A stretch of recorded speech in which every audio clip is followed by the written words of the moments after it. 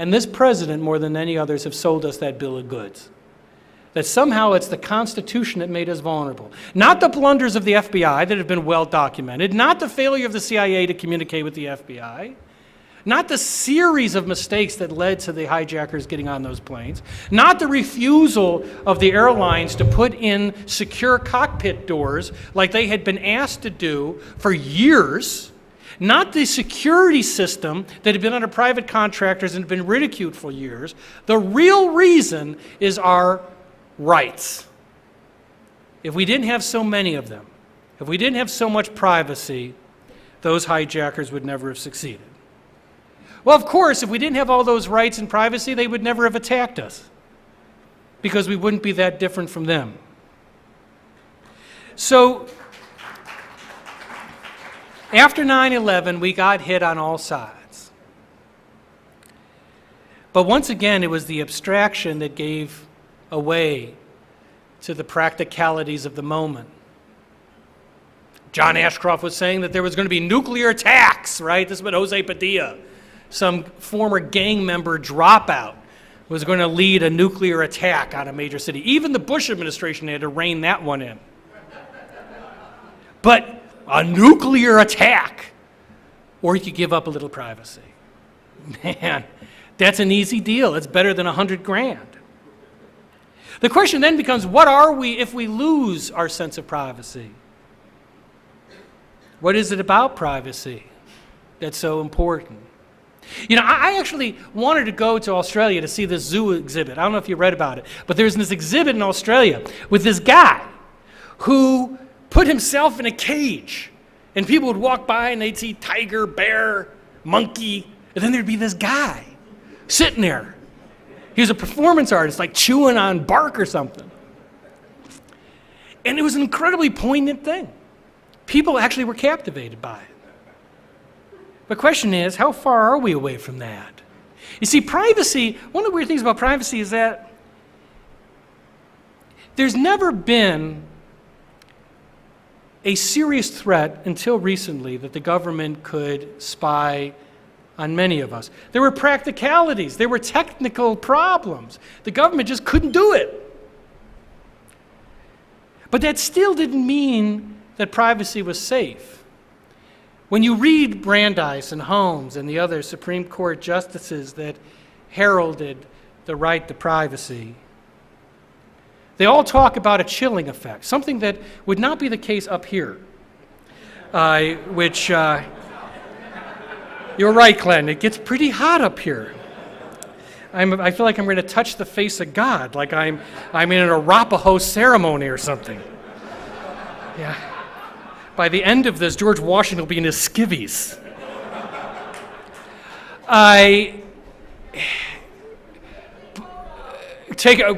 Hey, you pay extra for that lady.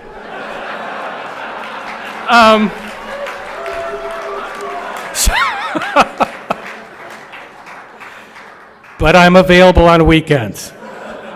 No, you know, the thing about privacy and this chilling effect is that's the greatest danger to privacy. When I teach this subject to law students, I send them home on the holidays with a very serious assignment. I say that during the holidays, I want them to wait till they're out with their friends or they're at the breakfast table with their families. And then I ask them to get a tape recorder. Don't put a tape in it. And in the middle of the conversation, put the tape recorder in the middle of the table. And just explain. And I said, you got to make sure you got to explain that no one will hear this but you, but it's for an assignment in class. But make sure you say no one will hear it but you. And then put the tape recorder on. Look what happens to the conversation with your friends. Suddenly, they speak in complete sentences. You know, they're incredibly erudite. They only want to talk about lofty issues, as opposed to who's getting fat or who's sleeping with who. Well, you know, what that is a chilling effect. That even though those people know that the only person that's going to hear it is really you, the mere fact that someone might hear it or that their voices are captured is enough to change how they respond and how they relate. The thing about privacy that is so inscrutable is that it defines us, but we can't really define it. It defines us in so many ways because it's how we relate to each other. That we need a feeling that we're able to exist independently, to be left alone, to speak freely, to not feel that our sentences are being analyzed.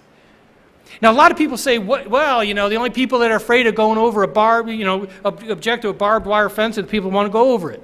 I don't care if anyone's listening to what I say. That's not the point. It's, will the things you say be different? Will you relate to people differently? A lot of times the chilling effect is all that they want. I remember I got a call once from the head of a major school system in California. And he asked if he could hire me as a consultant on some legal issues. And I said, really, what? He said, well, we're going to put video cameras in all the buses of all of our schools. This was one of the largest school systems in the country. And I said, well, first of all, I don't think this is a job for me. But that's a lot of cameras, a lot of tapes. How are you going to do that? He goes, oh, no. We're only going to put them in a few cameras, but the kids won't know which cameras have tapes and which won't. And I remember sitting there thinking, my God, you're actually using the chilling effect. You're using it to get little kids to behave. You're raising them that way, that they never quite know whether someone's going to watch what they do or not. What does that do to them? What type of citizens do they become? Well, look around you. It's the citizens we've become. Now when we leave, we're on a constant daisy chain of surveillance in this country. When I leave my house and get into the car, I'm filmed going down the street by highway cameras. Every road I drive on is under surveillance by either the police, red light cameras, speeding cameras, or the highway people. If I stop at the 7-Eleven to buy a Slurpee, I'm filmed in the parking lot. I'm filmed in the store itself. Then I get back into my car. I go to work.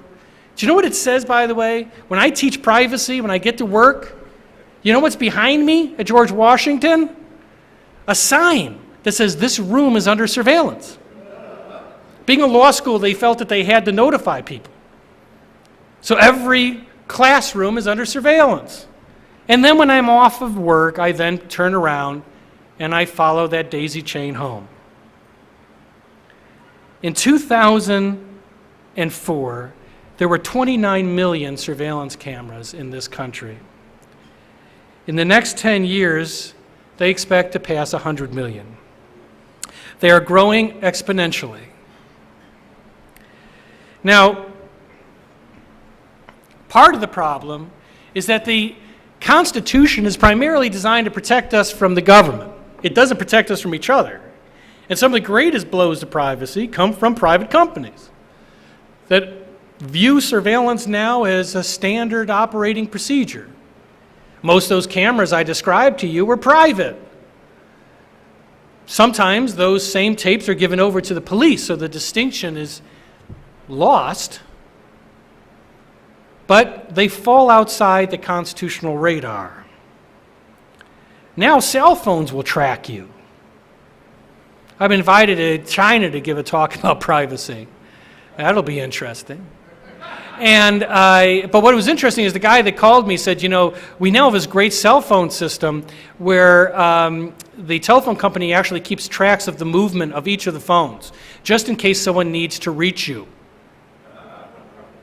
I wonder who that would be, who wouldn't just make a call to find you. But we love it. We love the technology. I gave a speech at the National Press Club last week, and I'm sitting there ready to talking about constitutional rights, and I'm sitting next to one of my colleagues, a well-respected professor, and I'm sitting there talking to him, and he and his wife are telling me about how they just signed up with Steve Brill's, frequent traveler program.